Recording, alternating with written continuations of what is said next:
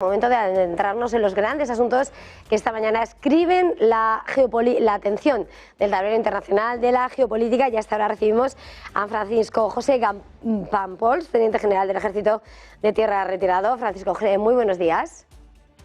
Hola, buenos días.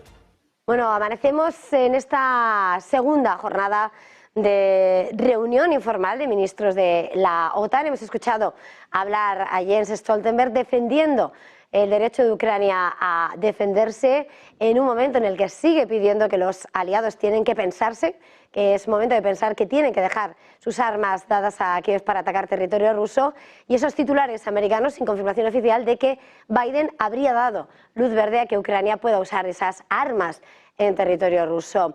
¿Qué significa dar un paso adelante en esa posibilidad de atacar territorio ruso en medio de las advertencias de Putin? Bueno, hay diversidad de opiniones en el seno de la OTAN. Francia y Alemania ahora mismo ya permiten que se utilicen. Dinamarca dice que lo hará con los F-16, con los que cede a Ucrania. Estados Unidos ha hecho una matización, ha dicho que permite que se utilicen en la zona al norte de Kharkov, dentro de territorio ruso, y sobre instalaciones o unidades militares. Lo que significa es que la posibilidad de Ucrania de actuar sobre las fuerzas rusas antes de que se comprometa de combate le proporciona una ventaja adicional, porque hasta ahora tenía una limitación clara, y es que las unidades rusas podían organizarse, entrenarse e incluso actuar desde territorio ruso, y por cuestiones meramente técnicas de alcance, Ucrania con los elementos que tenía no las podía atacar. Ahora podrá hacerlo, podrá actuar sobre los sistemas de mando y control, sobre los sistemas de defensa aérea, bases aéreas, unidades, logística, transportes, en fin, va a dificultarle la organización para el combate a Rusia. Pero esto supone, tal y como decía Putin, una escalada del conflicto, porque no deja de defenderse el derecho de Ucrania a defenderse de lo que son los ataques rusos, pero es ese territorio ruso con las armas occidentales, y en un momento en el que además lo que dicen, quienes van a tener que usar ese armamento tienen que ser los occidentales, porque los ucranianos no tienen preparación. Se ha dicho, ¿no? Se ha ido analizando cómo hay soldados franceses en el campo de batalla, pero esto supone una escalada, supondría esa escalada de la que advierte Putin. Claramente sí. Si se emplearan armas occidentales sobre territorio de la Federación Rusa y esas armas estuvieran operadas por miembros de la OTAN, pues la OTAN ha entrado en guerra con Rusia. Eso es una evidencia. Yo creo que no estamos en ese escenario. Estamos en el escenario de que lo que se ha utilizado hasta ahora y no se permitía por una cuestión de lo que se llaman caveats, restricciones, emplear sobre territorios rusos, los misiles Storm Shadow, los misiles Scalp, los sistemas ATACMS, misiles elementos de artillería tierra-tierra o lanzacohetes, pues ahora se va a permitir que se utilicen sobre territorio ruso. En ningún caso se debería de contemplar la posibilidad de que fuera operados por soldados de la OTAN, porque eso significa una declaración de guerra, entre otras cosas.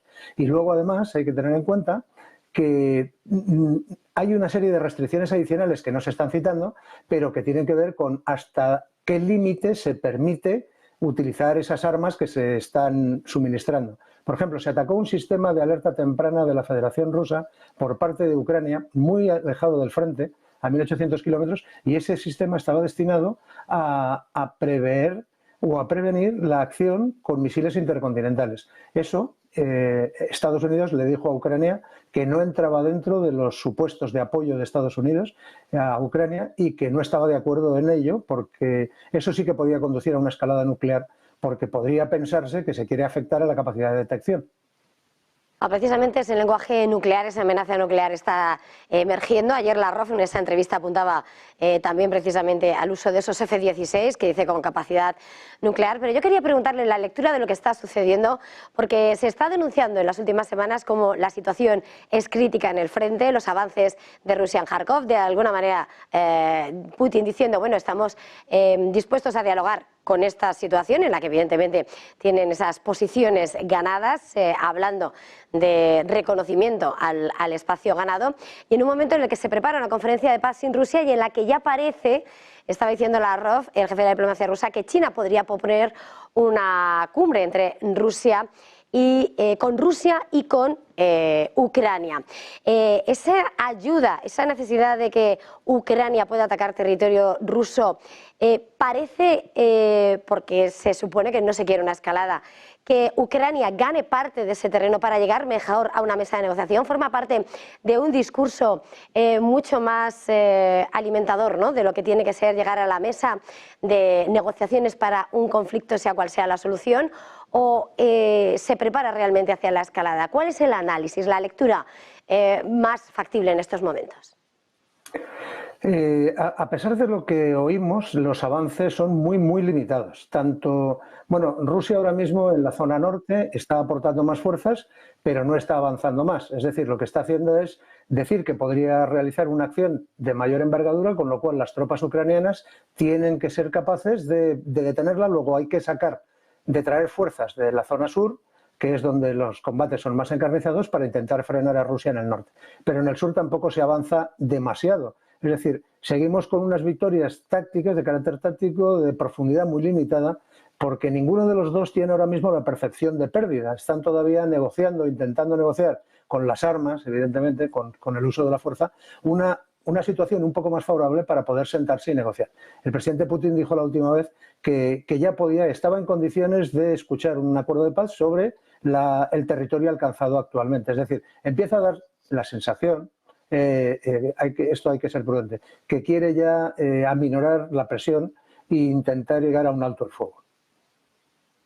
Con permiso de lo que está pasando en el conflicto en Ucrania, Oriente Medio sigue ocupando gran parte de la atención internacional, y más allá del conflicto, esta noche ha habido más de 10 bombardeos de Estados Unidos sobre objetivos hutíes, los hutíes amenazando con incrementar los ataques en el Mar Rojo en un momento en el que China está pidiendo que se detengan esos ataques y que se aligere la tensión en ese punto crucial también para el comercio.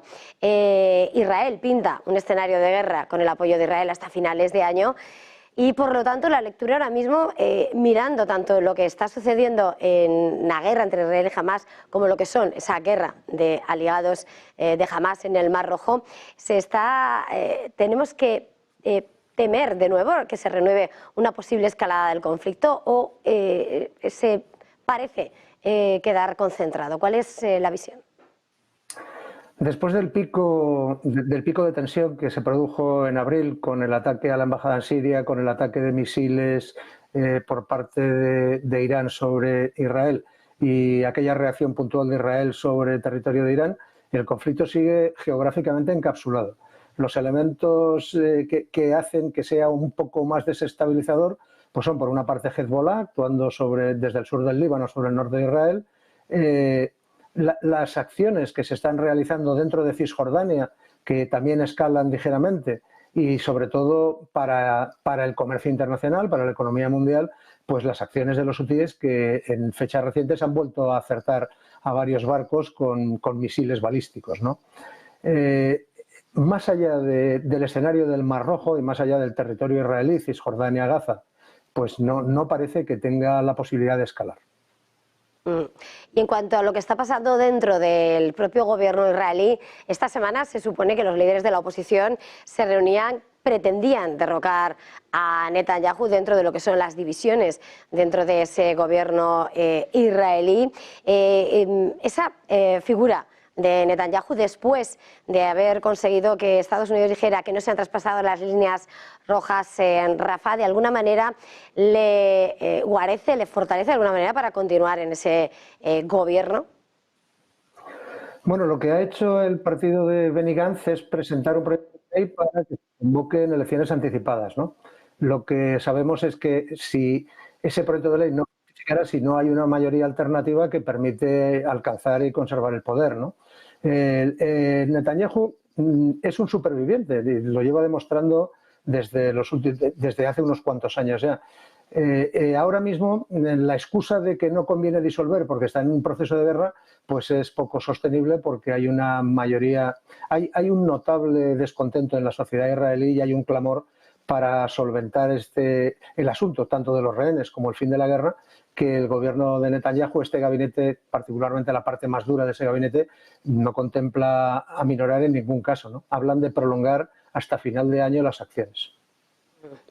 Pues muchísimas gracias una vez más por estar con nosotros esta mañana, Francisco José Campoampols, Teniente General del Ejército de Tierra retirado. Feliz jornada, feliz fin de semana. Muchas gracias, igualmente.